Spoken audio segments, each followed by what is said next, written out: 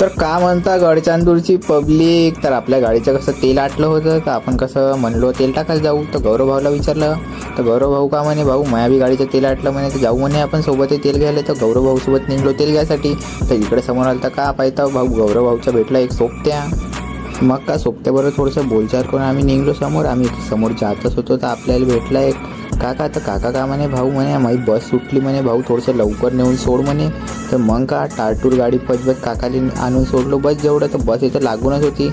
मग कसं काकाले तर काकाची बस भेटली. तर कसं भाऊ कोणाची अशी मदत केली ना तर बहुत चांगलं वाटतं. मग का काकाले सोडलं आणि आम्ही निघलो पेट्रोल घ्यायसाठी.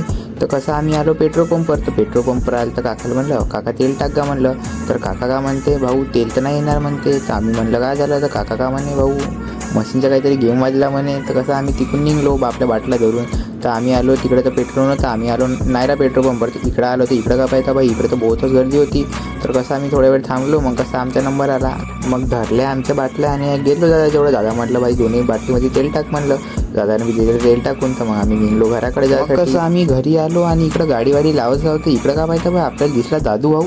दादू भाऊनं का आणलं. दादू भाऊनं आणलं हरभरा. तर दादू भाऊला म्हणलं भाऊ देणं का म्हणलं थोडंसं हरभरा. मग कसं घेतलं हरभरा आणि खात बसलो होतं. मित्रांनो कसं वाटला ब्लॉग चांगला वाटला असेल तर मारून टाका जोरदार मध्ये फॉलो.